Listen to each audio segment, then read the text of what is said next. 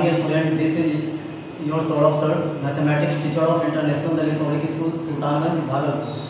In my previous video, I had only taught you the definitions of number system and Hindu-Arabic system.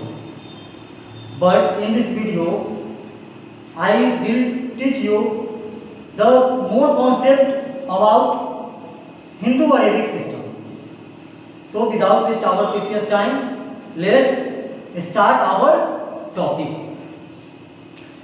मैंने अपने पिछले video में सिर्फ आपको हिंदू नंबर सिस्टम का डिफिनेशन बताया और हिंदू अरेबिक सिस्टम का डिफिनेशन बताया, लेकिन इस वीडियो में मैं हिंदू अरेबिक को प्लेस वैल्यू चार्ट की सहायता से आपको अधिक से अधिक कॉन्सेप्ट दूंगा।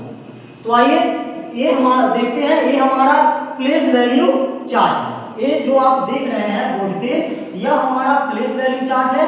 कल के वीडियो में मैं फैमिली के विषय में भी बताया था। आज हम उसको डीपली समझेंगे कि फैमिली कैसे बनाते हैं, फैमिली में कौन कौन सा मेंबर होता है, फैमिली को सेपरेट करने के लिए जिस साइन का यूज करते हैं उसको क्या बोलते हैं। चलिए यहाँ पे मैं एक एग्जांपल लिखता हूँ 4 3 9 1 2 5। यह मेरा एक न्यूमेरल है, यह न्यूमेरल है और इसको हमें हिंदू अरेबिक सिस्टम में सिस्टमेटिक लिखना है। कैसे लिखेंगे, आइए इस प्लेस वैल्यू चार्ट की सहायता से हम इसको लिखना सीखेंगे।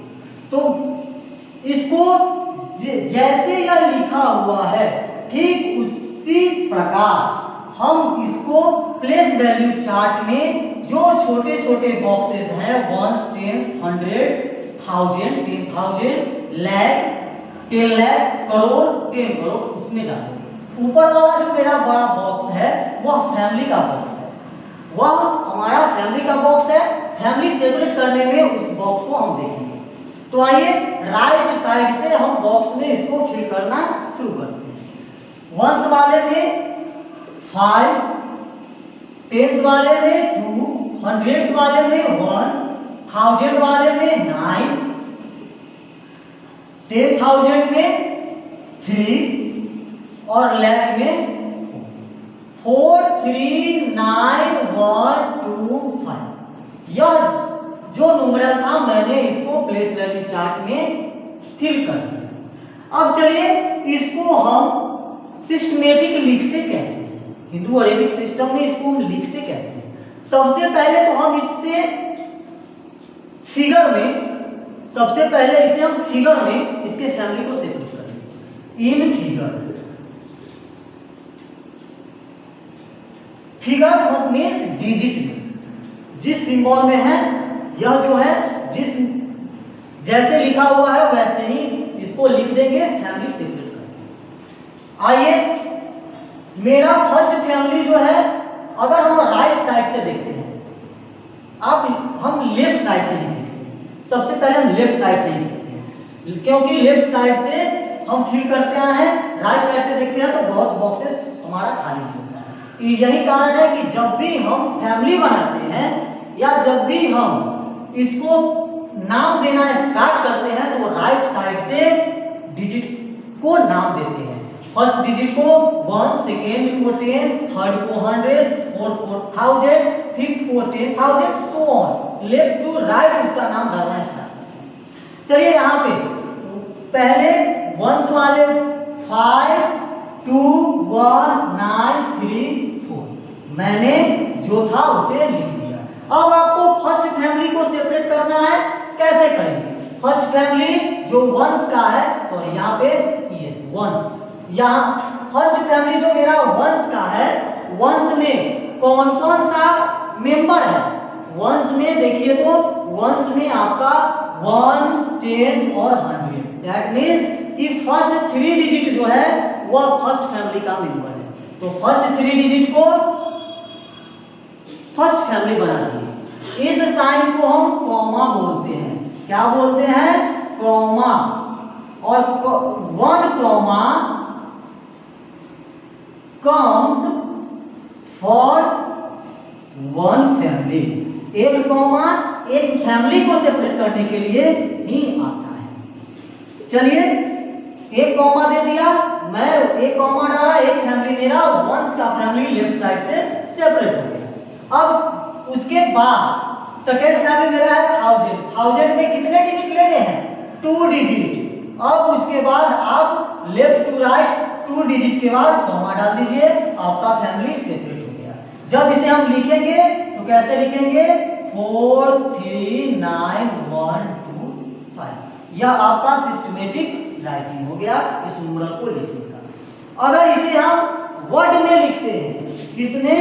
वर्ड में भी अगर लिखते हैं, इन वर्ड, अगर वर्ड में भी लिखते हैं तो कैसे लिखेंगे? 4 लाख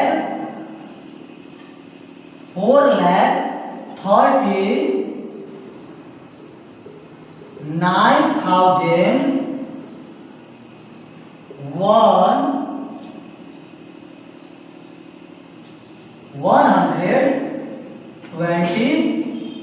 125। तो आपको अब किसी भी न्यूमरल को सिस्टमेटिक फिगर में कैसे लिखना है, दैट मीन्स डिजिट में कैसे लिखना है, और वर्ड में सिस्टमेटिक हिंदू अरेबिक में कैसे लिखना है, इस एग्जांपल से आपको समझ में आ गया। चलिए अब हम बढ़ते हैं अपने नेक्स्ट टॉपिक पे। नेक्स्ट टॉपिक है मेरा प्लेस वैल्यू और फेस वैल्यू। किसी भी न्यूमरल में एक सर्टेन डिजिट का हमसे फेस वैल्यू और प्लेस वैल्यू पूछ दिया जाता है। तो सबसे पहले हम ये समझेंगे कि फेस वैल्यू किसे कहते हैं और प्लेस वैल्यू किसे कहते हैं। फेस वैल्यू को जब हम डिफाइन करते हैं तो इसको कैसे करेंगे? तो the face value of a digit in a numeral is itself. तो किसी भी डिजिट में, किसी भी न्यूमरल में किसी डिजिट का जो फेस वैल्यू होता है इटसेल्फ, मतलब वह खुद होता है। 5 4 9 3, इसमें किसी जिसका भी आपको पूछ दे, यहाँ पे प्लेस वैल्यू नहीं देखना है। 5 का प्लेस वैल्यू 1000 है, लेकिन फेस वैल्यू जब पूछेगा तो 5 का फेस वैल्यू क्या होगा? 5 होगा। 4 का पूछेगा कितना होगा? 4 होगा। 9 का पूछेगा कितना होगा? 9 होगा। 3 का पूछेगा कितना होगा? 3 होगा। फेस वैल्यू में वह किस प्लेस में पे है वो उससे हमें कोई मतलब नहीं होता है। फेस वैल्यू हमेशा वह डिजिट खुद होता है। चलिए फेस वैल्यू आपको समझ में आ गई होगी। अब हम प्लेस वैल्यू को समझते हैं। प्लेस वैल्यू को कैसे डिफाइन करेंगे? तो the place value of a digit in a numeral depends upon the place occupied by the digit in that by that digit in given numeral। कह रहा है प्लेस वैल्यू क्या होता है? तो the place value of a digit in a numeral depends upon the place occupied by that digit in the given numeral. कहता है कि किसी भी न्यूमरल में किसी डिजिट का जो प्लेस वैल्यू होता है दिए गए न्यूमरल में, उस डिजिट द्वारा जो स्थान पे होता, उस डिजिट द्वारा जो स्थान वह ग्रहण करता है वह उसका प्लेस वैल्यू होता है। किसी भी डिजिट का प्लेस वैल्यू उस न्यूमरल में उस डिजिट द्वारा जो स्थान घेरा जाता है वही वह उसका प्लेस वैल्यू होता है। आइए अब इसी एग्जांपल को लेते हैं 5493। इसमें अगर आपसे 5 का प्लेस वैल्यू पूछ दे, इसका प्लेस वैल्यू जो होता है यह क्या होता है, it is the product of place value and it is the product of the place value and the face value of that digit। यह जो आपको प्लेस वैल्यू होता है यह क्या होता है, तो उस डिजिट के प्लेस वैल्यू और फेस वैल्यू का गुणनफल होता है, प्रोडक्ट होता है। चलिए यहाँ पे हमसे 5 का पूछा, किसका पूछा, 5 का प्लेस वैल्यू पूछा। क्या पूछा, प्लेस वैल्यू। इस न्यूमेरल में 5 का प्लेस वैल्यू पूछा। यहाँ पे आप लिख दीजिए फेस वैल्यू, यहाँ पे लिख दीजिए प्लेस वैल्यू। अब फेस वैल्यू 5 का कितना होगा, 5। इस कॉन्सेप्ट को जरा ध्यान से देखेंगे। यह कॉन्सेप्ट मेरा क्या कर रहा है, it is the product of the place value and the face value of that digit. वह जो प्लेस वैल्यू जो होता है, यह जो होता है यह उस डिजिट का के प्लेस वैल्यू और फेस वैल्यू का गुणनफल होता है। 5 का फेस वैल्यू क्या है, 5 है, इसका प्लेस वैल्यू क्या होगा, तो 5 का फेस वैल्यू 5 है और प्लेस वैल्यू क्या है, तो कौन से स्थान पे, कौन से बॉक्स में यहाँ आया हुआ है।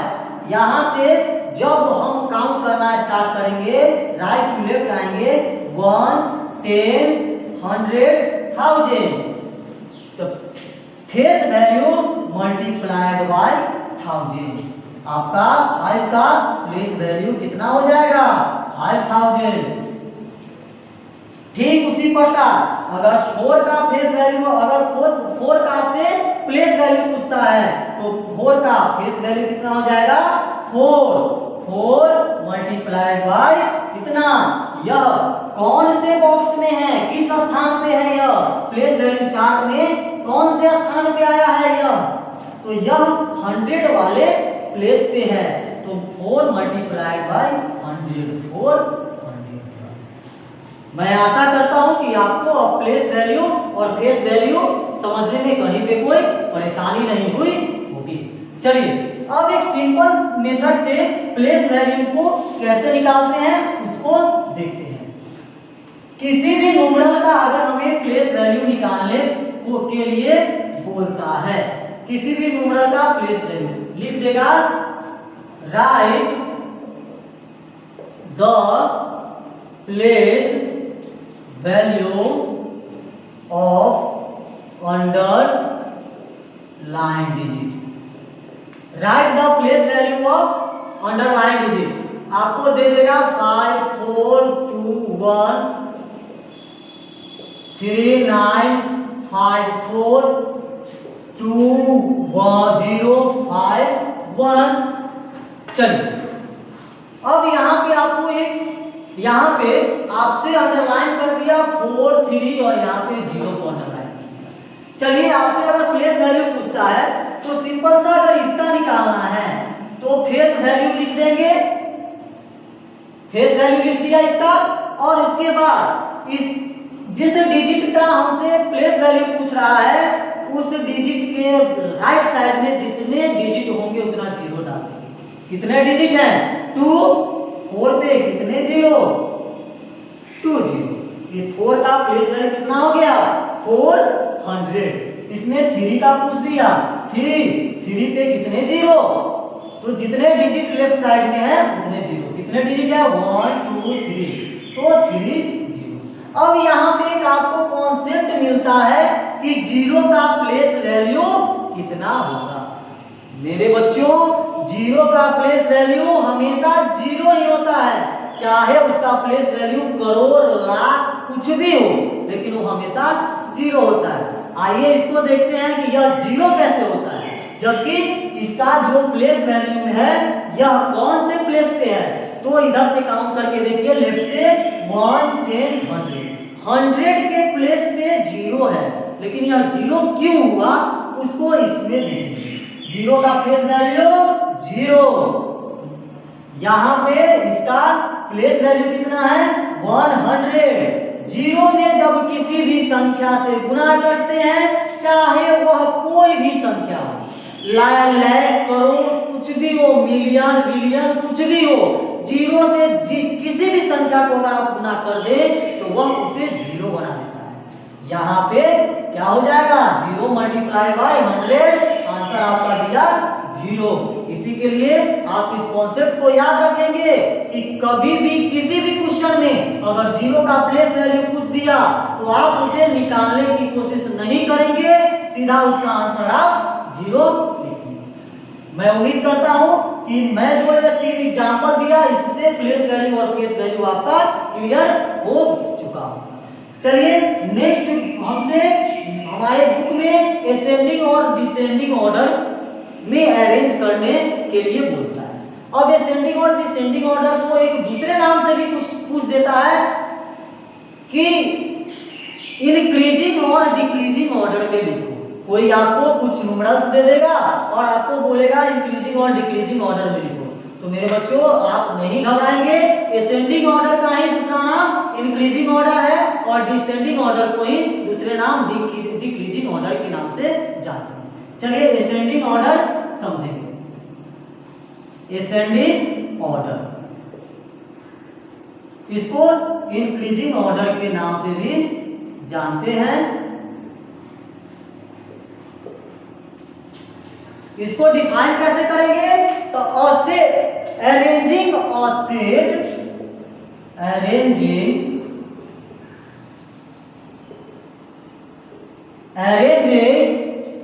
a set of a given, arranging a set of given numerals from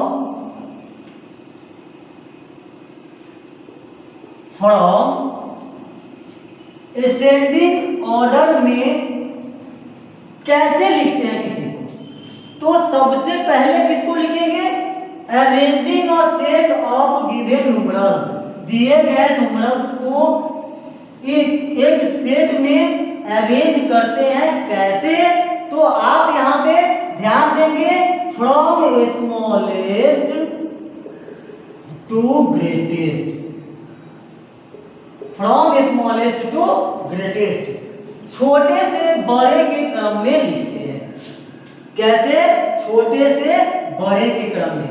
example में देखिए, आपको इसका डिफिनेशन क्या कहता है, arranging a set of given numerals from smallest to highest, किसी भी दिए गए न्यूमरल को उस स्मॉलेस्ट टू हाईएस्ट के सेट में व्यवस्थित करना असेंडिंग ऑर्डर और इंक्रीजिंग ऑर्डर कहलाता है। चलिए आपको दिया 144, सेकेंड दे दिया 249, 344, उसके बाद 105। इसको बोल रहा है आपको इंक्रीजिंग ऑर्डर में लिखने के लिए, तो इसको कैसे लिखेंगे असेंडिंग ऑर्डर,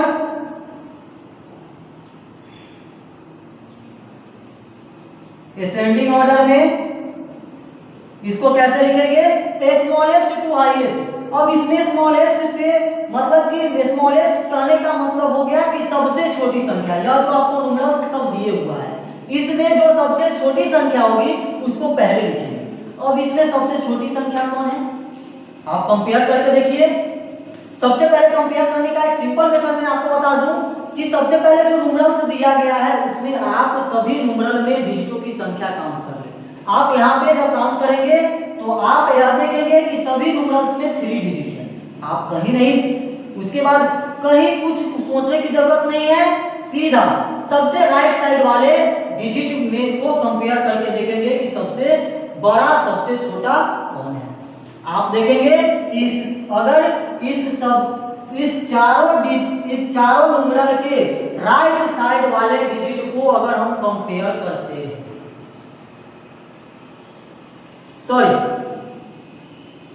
अगर इस सभी डिजिट अगर इस सभी डिजिट को अगर आप देखें तो आप देखेंगे कि लेफ्ट साइड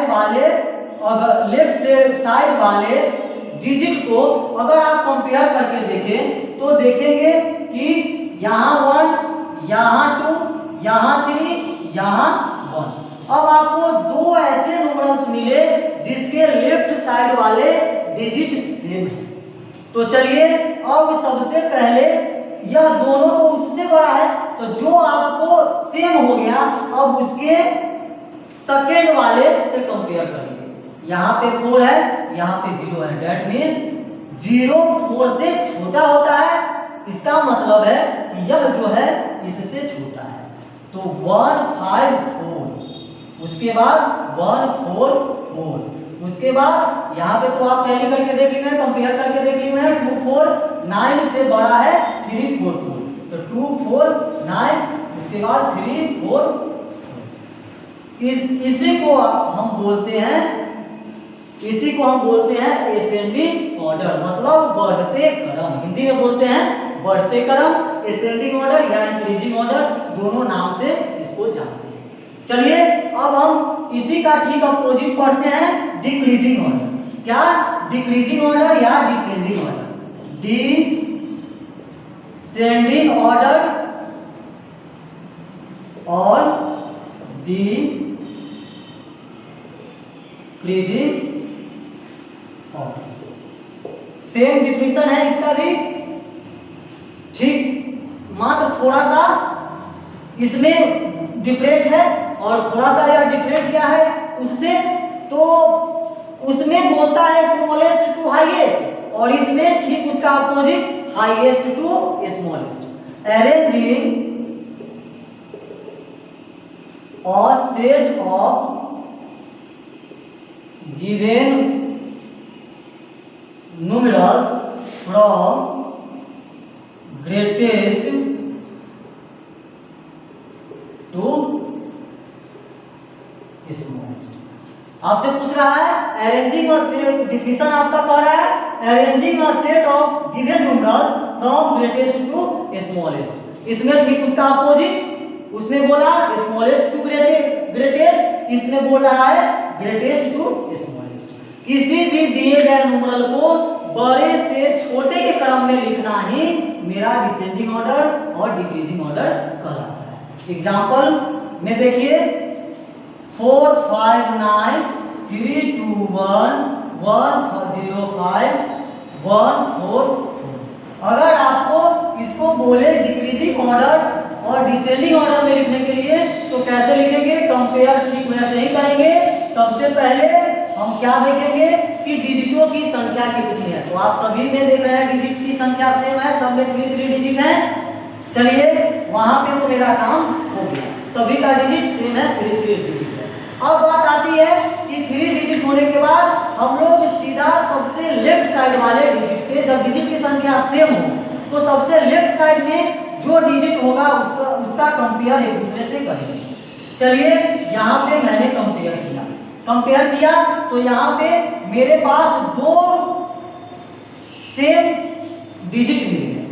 अब यहाँ पे जो दूसरे 2 हैं उसमें मैंने देखा कि 4 3 से बड़ा है, तो 4 वाले आप न्यूमरल को लिख दीजिए क्योंकि 4 5 9 इस सबसे बड़ा हो गया। चलिए अब उसके बाद 3 2 1 है, 3 2 1 लिख दीजिए। अब इस दोनों में बात आती है कि दोनों का जो लेफ्ट साइड का डिजिट है वह तो इक्वल है, फिर इस दोनों में हम कैसे कंपेयर करेंगे? तो आपका जो थर्ड डिजिट है वह इक्वल है, तो थर्ड से पहले सेकंड वाले डिजिट को कंपेयर करेंगे। सेकंड वाले में क्या है? 0 है और यहाँ पे 4 है। यहाँ से आप जब कंपेयर करके देखेंगे तो आपको पता होना चाहिए कि 0 4 से छोटा है और 4 0 से बड़ा है। दैट मीन्स कि 1 4 4 1 0 5 से बड़ा है, तो 1 4 4 पहले लिख देंगे और उसके बाद 1 0 5। यह आपका डिसेंडिंग और डिक्रीजिंग ऑर्डर है। मैं अभी तक जितना कॉन्सेप्ट दिया हूँ मैं आशा करता हूँ कि आपको कहीं पे कोई परेशानी नहीं हुई होगी और यह आप इस भली भांति अगर अच्छे से समझ गए होंगे तो आपको कहीं भी आपके एक्सरसाइज में प्रॉब्लम नहीं होगी। आज के लिए इतना ही, फिर मिलते हैं नेक्स्ट वीडियो में। That's all, thank you, have a nice